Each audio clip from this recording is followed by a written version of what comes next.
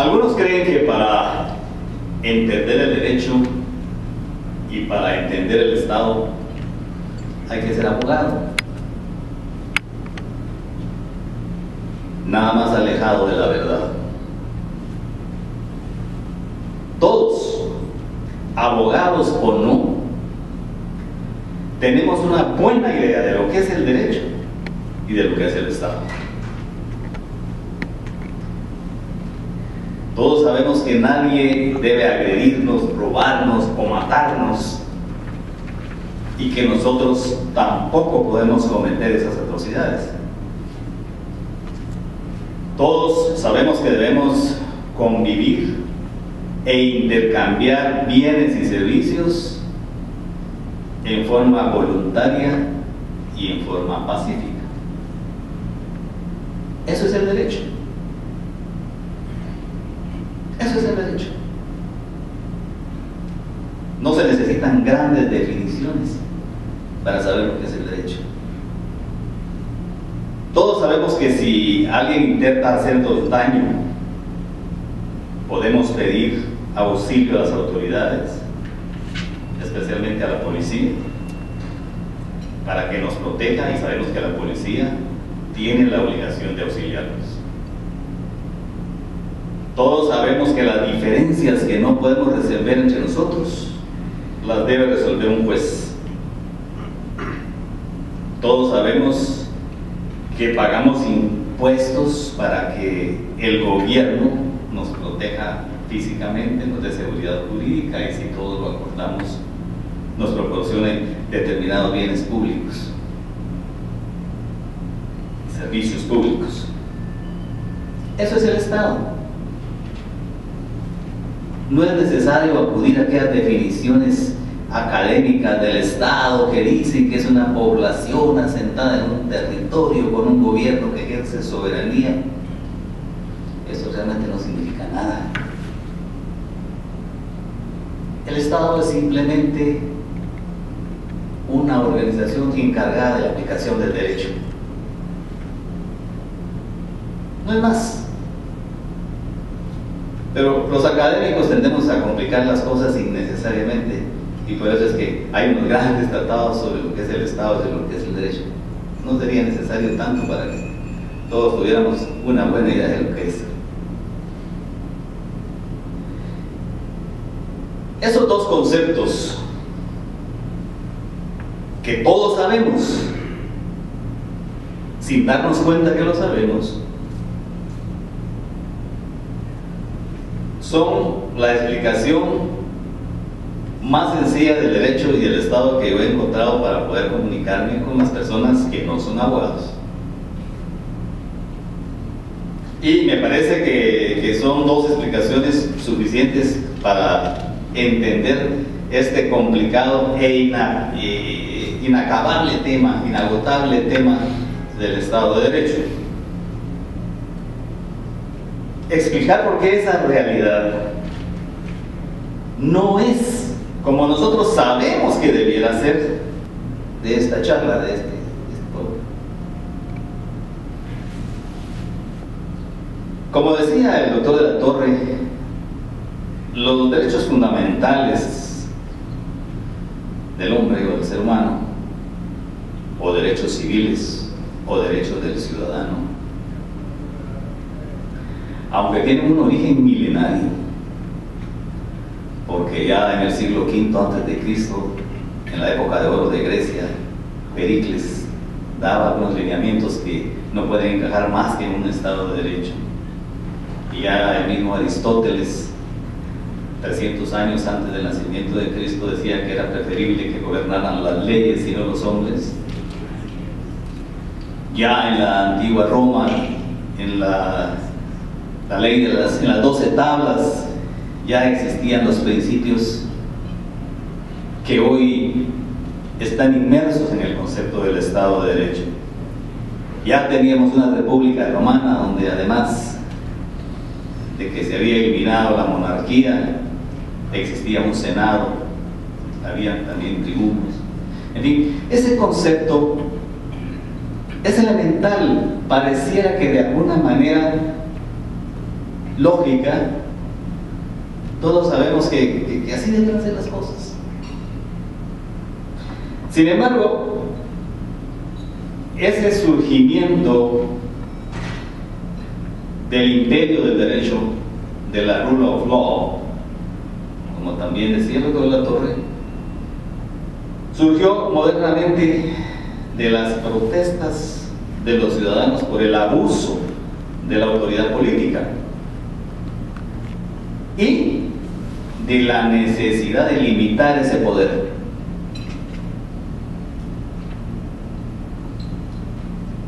Esas limitaciones se extienden a cualquier forma de organización política, sea una monarquía, sea una república, sea un régimen parlamentario. Esas limitaciones se plasmaron originalmente en Inglaterra y en realidad en toda la parte de Europa que dominaban los normandos a partir del siglo XI. Se plasmó en algo que se llamaban cartas, que los reyes extendían a diferentes regiones o ciudades o ciudadelas. De ahí la Carta Magna de 1215, de que habló el doctor de la Torre y que los varones normandos le arrancaron al rey Juan sin tierra.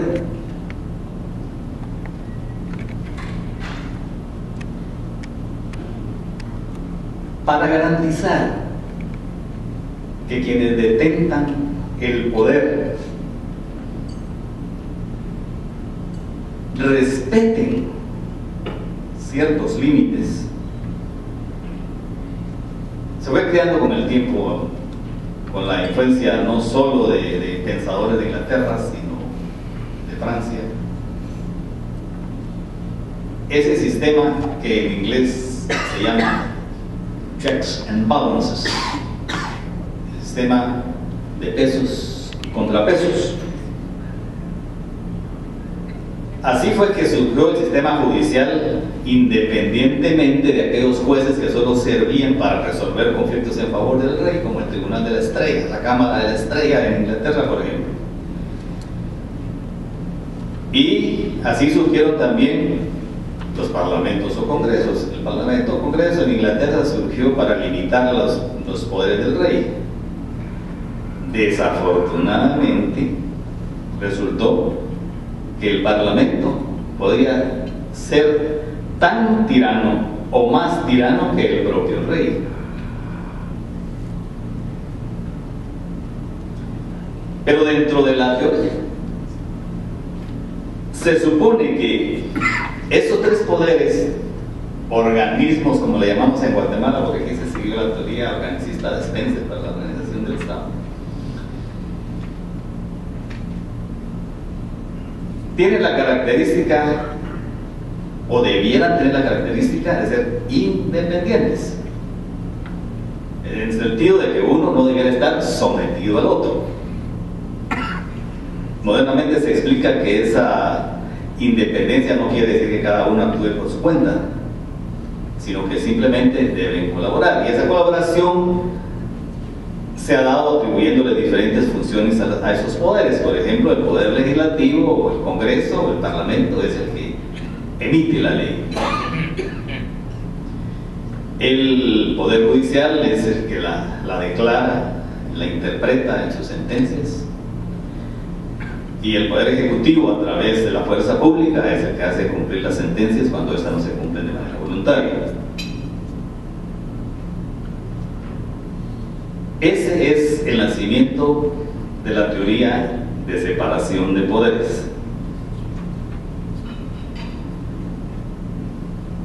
Dentro de la discusión de los filósofos y teóricos del derecho,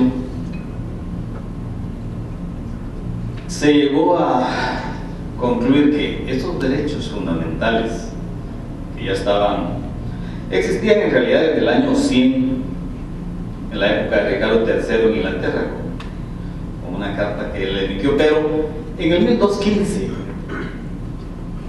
en lo que se llamó la Carta Magna, en el artículo 40, se instituyó una disposición que decía que nadie tenía derecho de quitarle la vida, de encarcelar o de privar de sus bienes a los ciudadanos en Inglaterra, a no ser por el juicio de sus pares, es decir, por el juicio de otros ciudadanos iguales que aquellos que estaban siendo juzgados.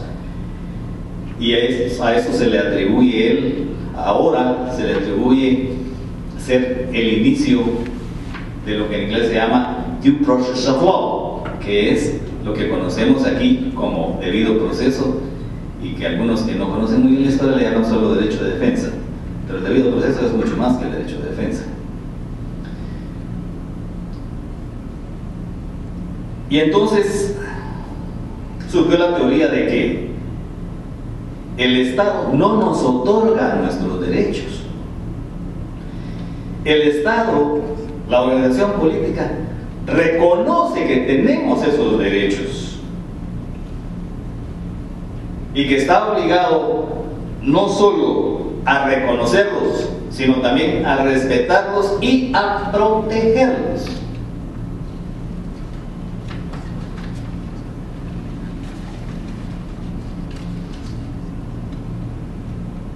Se aceptó como consecuencia también, como un principio de la teoría política, que hoy todos reclamamos porque está ahí plasmado en la Constitución, que el poder, el verdadero poder, reside en el pueblo, en los ciudadanos. Pueblo en derecho constitucional no se entiende como lo entienden los pueblos mayas. Pueblo lo integran los ciudadanos que tienen derechos políticos y que pueden elegir y se elige. Ese es el pueblo constitucionalmente hablando, en toda la teoría constitucional. Y que el pueblo solo delega ese poder que tiene en los tres poderes organismos del Estado, en el Ejecutivo, Legislativo y Judicial. Es decir, por mandato nuestro ellos ejercen el poder. Desafortunadamente ese mandato no tiene las características de un verdadero mandato, porque falta la obligación de rendir cuentas. Pero en fin, de esa manera la teoría constitucional del Estado de Derecho y de los derechos fundamentales está muy bien concebida. Así todo se oye muy bonito.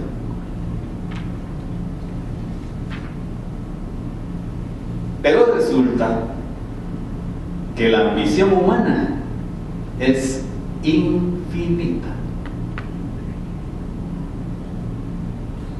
Y el hecho de que los funcionarios detenten el monopolio de la fuerza es un gran incentivo para abusar de ella.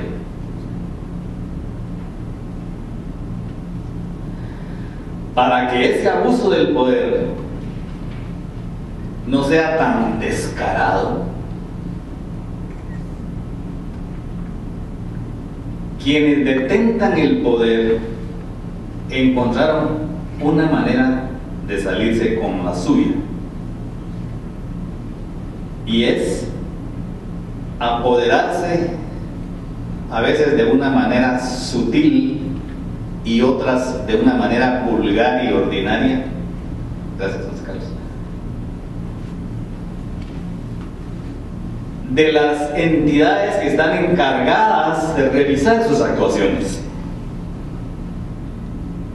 de tal manera que quienes tengan la última palabra en todos los conflictos en que se ven inmersos los funcionarios públicos sean los jueces, los magistrados, los fiscales generales y jefes del Ministerio Público, los contralores generales de la nación,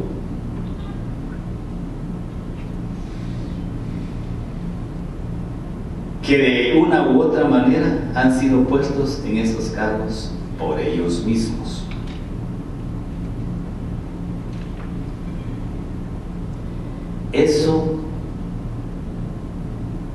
es el procedimiento o el método que se idearon para encubrir sus fechorías.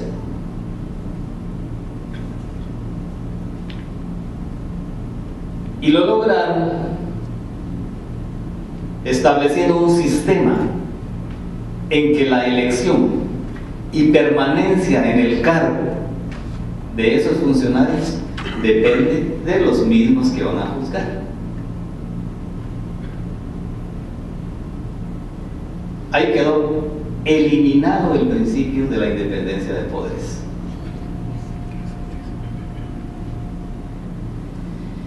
En Guatemala descubrieron que para copar las instituciones encargadas de la fiscalización de los empleados públicos, podían apoderarse de las entidades encargadas de proponer candidatos para que ocupen las magistraturas de la Corte Suprema de Justicia, de la Corte de Apelaciones, de la Contraloría General de Cuentas, de la Fiscalía General y Ministerio Público.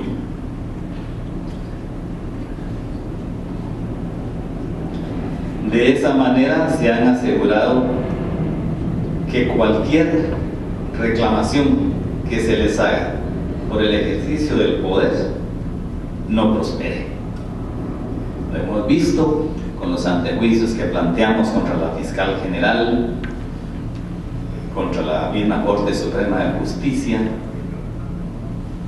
y que, si bien es cierto, fueron rechazados, despertaron en la conciencia de algunos la indignación, como lo declaró la misma fiscal Claudia Paz y Paz. Ella ya no es fiscal gracias a que la Liga Pro Patria le planteó los antejuicios.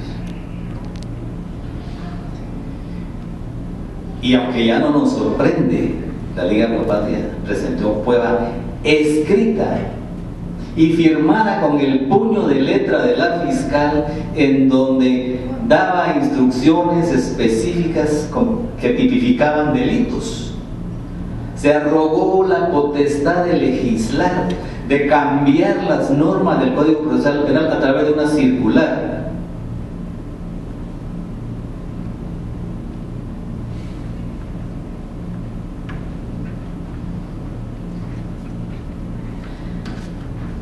El otro problema que tenemos y que impide que haya un Estado de Derecho,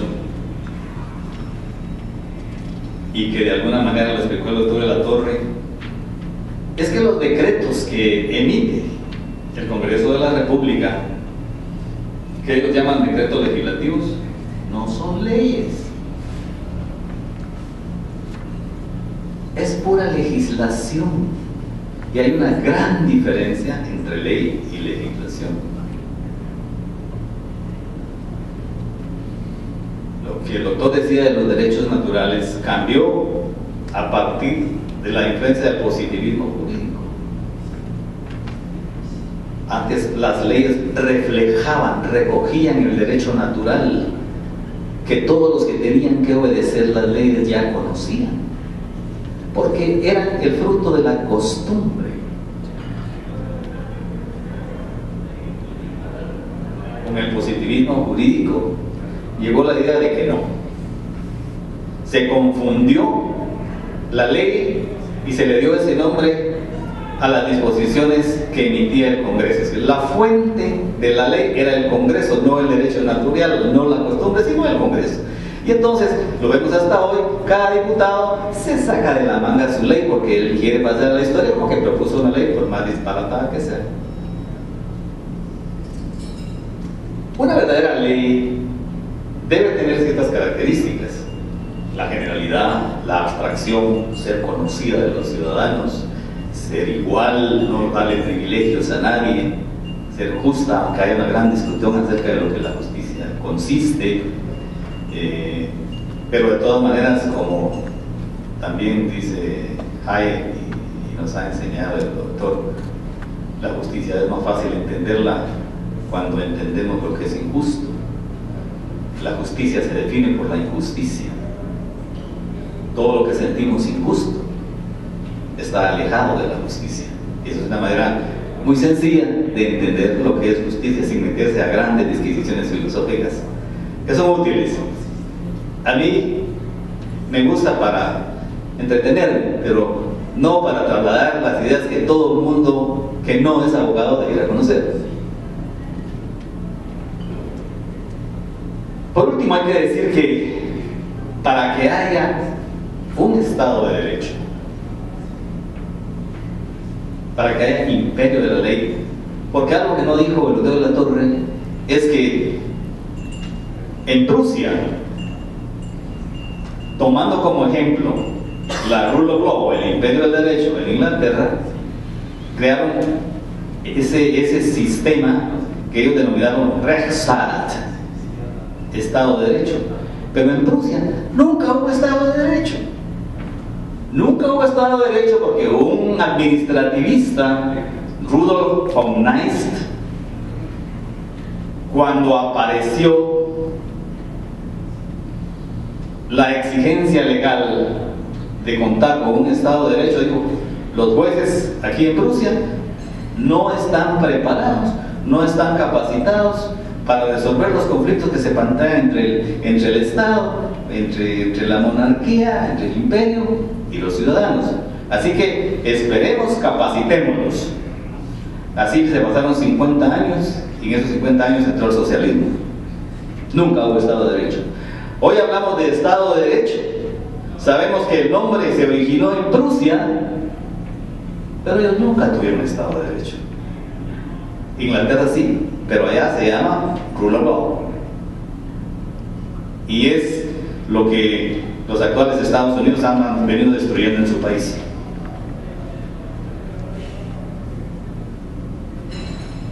La certeza del cumplimiento de la ley es la seguridad de que lo que dicen las normas se va a cumplir, que los jueces van a dictar sentencias que van a imponer el cumplimiento de las leyes y que el Ejecutivo va a enforzar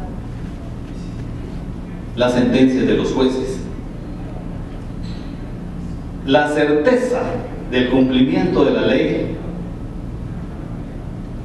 parafraseando a Friedrich von Hayek, es el lubricante que hace que una sociedad funcione armoniosa y suavemente, porque todos sabemos a qué atenernos. Sabemos que si violamos la ley van a ser castigados, pero cuando sabemos que podemos violar la ley y que nos vamos a salir con la suya de que ninguna responsabilidad van a poder deducirnos, entonces no hay certeza de la ley, no hay Estado de Derecho. La sociedad no funciona pacífica y armoniosamente. La politización de la justicia, por ese procedimiento que he brevemente explicado, da lugar al tráfico de influencias, al cohecho, al nombramiento de jueces incapaces y faltos de experiencia, y hace que la falta de certeza jurídica sea la fuente de conflictos que ya no se pueden resolver de la manera civilizada que el derecho nos proporciona. Es la fuente indirecta de linchamientos, asesinatos, robos, tapones de carreteras, quema de minas, quema de hidroeléctricas y en general de la corrupción y de la impunidad que impera en el país.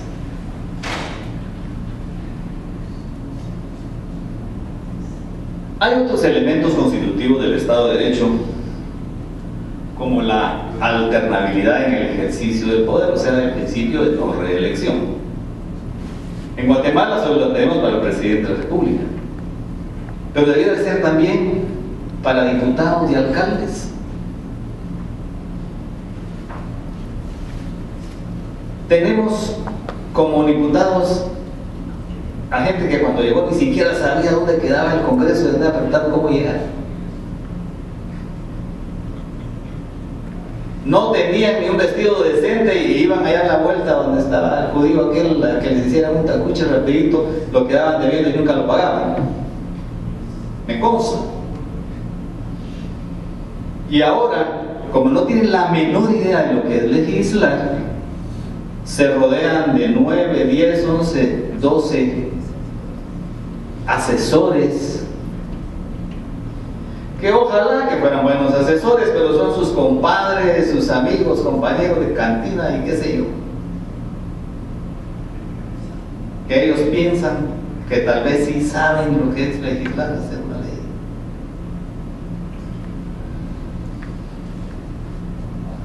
Y en cuanto a alcaldes y diputados, a muchos no hay manera de sacarlos de ahí. Ahí están entronizados de por vida. Como me dijo a mí un diputado muy conocido, que ya va por su quinto periodo de ahí, mira, pues me dijo, aquí lo único que uno tiene que hacer para mantenerse en el cargo es leer los artículos de la Constitución donde está lo relativo al Congreso y leer la ley de régimen interno. De ahí no necesitas saber nada más. Y así manipulan a todos los ignorantes que les rodean. Y por eso que es una persona sin mayor instrucción, es ahorita el que todos consultan en el Congreso, o uno de los que todos consultan.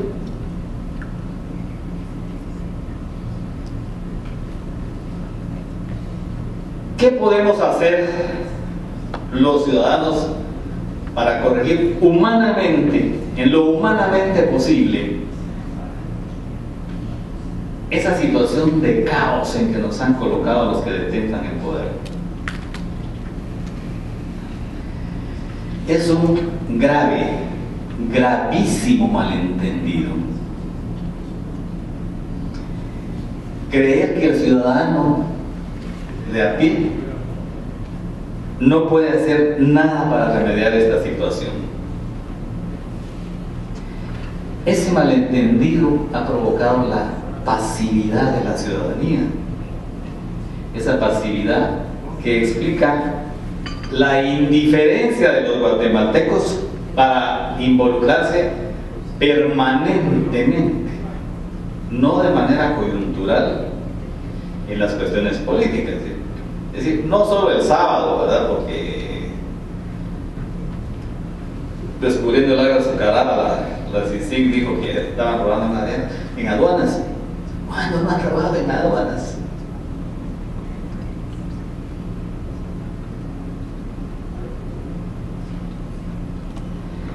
Mientras esa actitud de indiferencia en las cuestiones políticas no cambie en el ciudadano común, difícilmente vamos a tener un Estado de Derecho.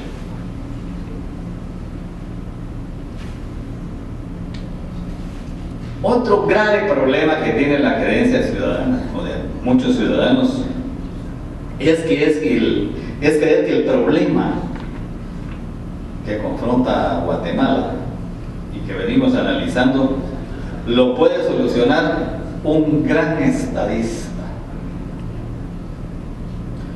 un gran hombre capaz, honrado, de carácter, y que automáticamente, cuando él llegue al poder, todos los problemas van a quedar resueltos. Esa esperanza de que aparezca un salvador, que desafortunadamente aquí nunca crucificamos,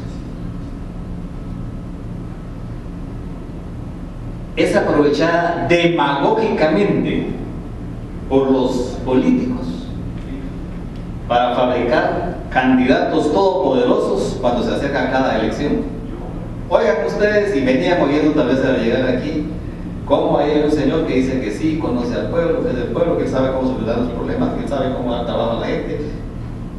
Exactamente eso.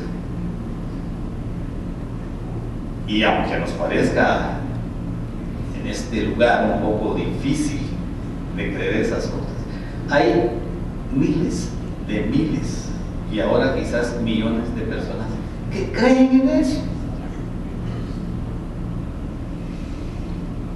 No importa que ese todopoderoso haya asesinado a 2 personas, haya salido condenado en una corte de Nueva York, gran persona.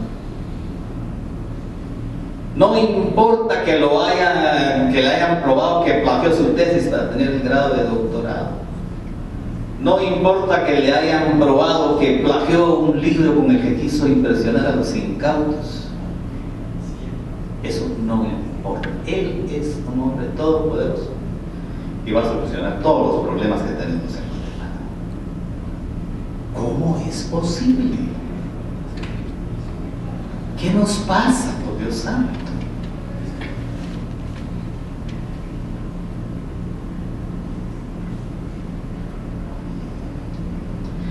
El ciudadano debe darse cuenta que instaurar un Estado de Derecho no es labor de un gran estadista ni de un gran hombre. Instaurar un Estado de Derecho pasa por fortalecer las instituciones, con estructurar las instituciones de manera tal que aunque nos gobiernen los malos, estos no puedan hacer daño.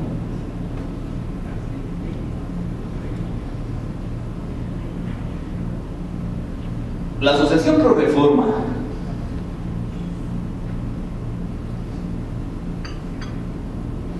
planteó la solución a todos los problemas a los que me he referido brevemente en un proyecto de reforma constitucional que con 73.327 firmas se presentó al Congreso, que la Comisión de Legislación y Puntos Constitucionales rechazó con argumentos totalmente inatendibles, pero que como no tenía facultades para rechazar, sino solo jamás lo mandó al Pleno. Y la solución a los problemas de Guatemala está dormida ahí, en esa comisión, esperando que algún día el pueblo, los ciudadanos, podamos exigir que se implemente. La solución ahí está. La gente se pregunta qué puede hacer. Lo que puede hacer ya está hecho a la mitad, ya está ahí. Para que lo hagan los políticos corruptos que nos han venido gobernando desde siempre, que quién sabe hasta cuándo van a seguir gobernándonos.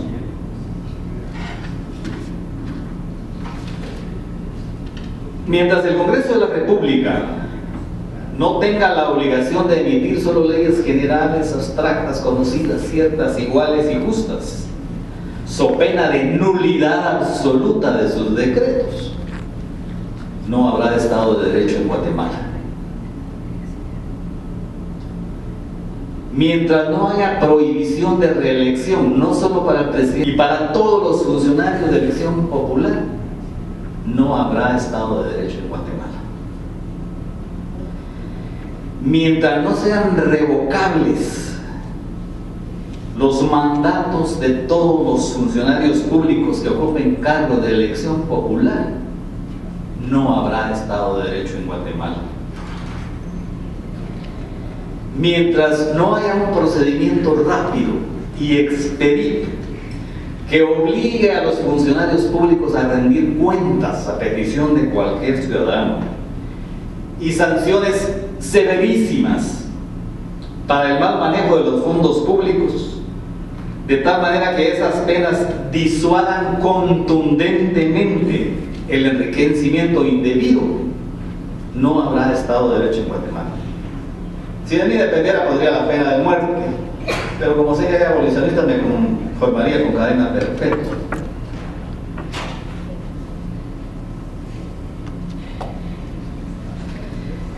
Mientras los ciudadanos sean cautivos de los partidos políticos en el sentido de que solo pueden elegir a los candidatos que esos partidos políticos proponen,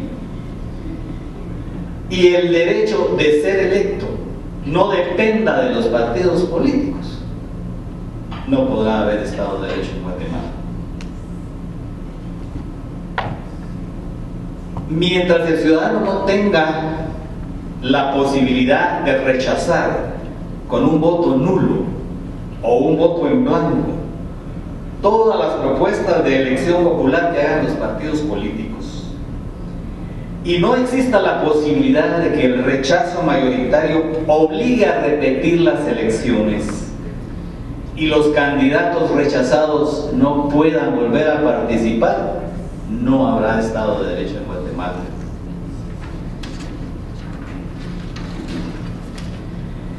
Mientras la elección de los miembros de las comisiones de postulación de magistrados, fiscal general, jefe del Ministerio Público, Contralor General de Cuentas, esté copada por los partidos políticos, no habrá Estado de Derecho en Guatemala. Mientras las deliberaciones de las comisiones de postulación no sean totalmente públicas, fiscalizadas por cualquier ciudadano, con la exigencia de perfiles no ad hoc, como los que ponen para que solo puedan llenar los socialistas, para los aspirantes, y la escogencia de cada candidato a un puesto de estos no se haga en forma razonada, de viva voz y en presencia de todos los candidatos, no habrá Estado de Derecho en Guatemala. Mientras la elección de todos estos funcionarios no se haga por sorteo en el Congreso de la República para evitar la colusión entre electores y elegidos, no habrá Estado de Derecho en Guatemala.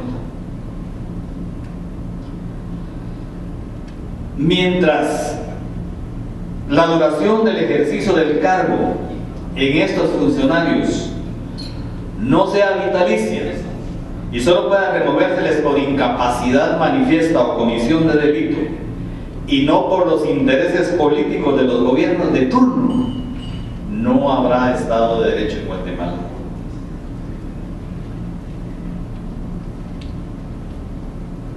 Mientras no se adopte el sistema de rondas simultáneas o de voto por preferencia para elegir a los funcionarios públicos en una sola vuelta, evitando los vicios de las segundas vueltas, de tal manera que se garantice que el candidato que resulte electo efectivamente goce de la aprobación inequívoca de todos los ciudadanos por eliminación de los candidatos menos votados, no habrá Estado de Derecho en Guatemala. Muchos dicen que ese sistema electoral es muy complicado. Es 100 veces más complicado el que tenemos con ese sistema de minorías. En ese sistema de rondas simultáneas o de voto por preferencia, la papeleta le pregunta al votante, asumiendo que son 3 candidatos, ¿quién quiere usted que quede presidente? ¿El 1, el 2 o el 3? El 1. Muy bien. Y si el 1 no tiene mayoría de votos, ¿quién le gustaría que quedara? El 3. Muy bien. Y si el 3 no queda, ¿quién le gustaría que quedara? Pues el 2. Y así, el 4, el 5, el 6 o los 17 de los 17 partidos políticos que hay. Uno está votando por todos los candidatos a la vez. Por eso se llama ronda simultánea, no es que de segunda vuelta. Y está indicando cuál es el orden de preferencia que tiene sobre los elegidos. Entonces, no se desperdicia un solo voto, porque todos votamos por todos en un orden jerárquico de preferencia.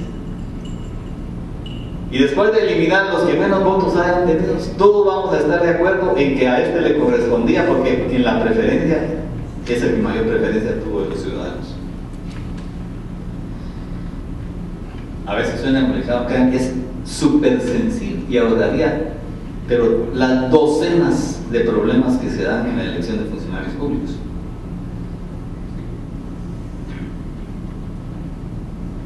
Mientras los gobernadores departamentales no sean electos por los ciudadanos de su respectivo departamento, no tengan presupuesto propio y no tengan las funciones del Poder Ejecutivo dentro de su jurisdicción, no habrá Estado de Derecho en Guatemala.